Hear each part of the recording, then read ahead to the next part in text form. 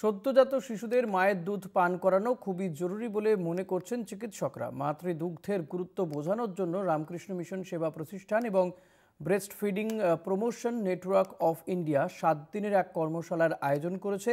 এই হাসপাতালে চিকিৎসক, নার্স, স্বাস্থ্যকর্মীরা অংশগ্রহণ করছে বলে জানানো হয়েছে। মাদের ফিডিং বা মাতৃদুগ্ধর শিশুদের জন্য কতটা গুরুত্ব সেই নিয়ে একটি কর্মশালার আয়োজন করা হয়েছে রামকৃষ্ণ মিশন সেবা প্রতিষ্ঠানে। অর্থাৎ যে শিশু মঙ্গল যে হাসপাতাল, সেই হাসপাতালেই এই কর্মশালা আয়োজন করা হয়েছে চিকিৎসক, স্বাস্থ্যকর্মী, নার্স তাদের জন্য।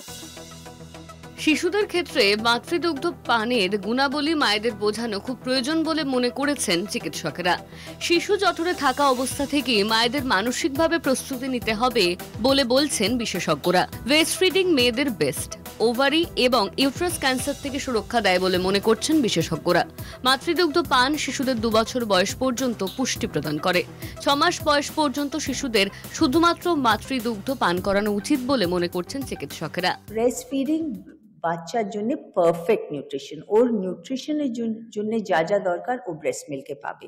ওর আর কোনো খাবার দরকার নেই। অন্য টাইপ আর অন্য কোয়ান্টিটিতে প্রোটিন, ফ্যাট আর সুগার থাকে, যেটা হিউম্যান বেবির নিউট্রিশনের জন্য পারফেক্ট। শিশুদের জন্য প্রসেস ফুড বা প্যাকেট ফুড একেবারেই স্বাস্থ্যকর নয় বলে মনে করছেন চিকিৎসকেরা।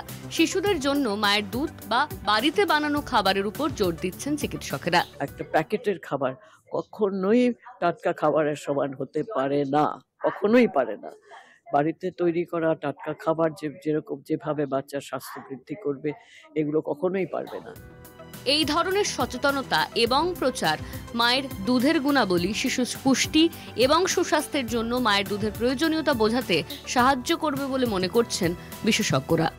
এই ধরনের ওয়ার্কশপস আর ট্রেনার্স সমাজে গিয়ে ওদেরকে বলা উচিত, তাহলে ইয়াং মাদার্স যারা এইটার সম্বন্ধে কিছুই জানে না, ওরা জানতে পারবে শুধু ব্রেস্ট ফিডিংটাই বেস্ট ফর দ্য চাইল্ড।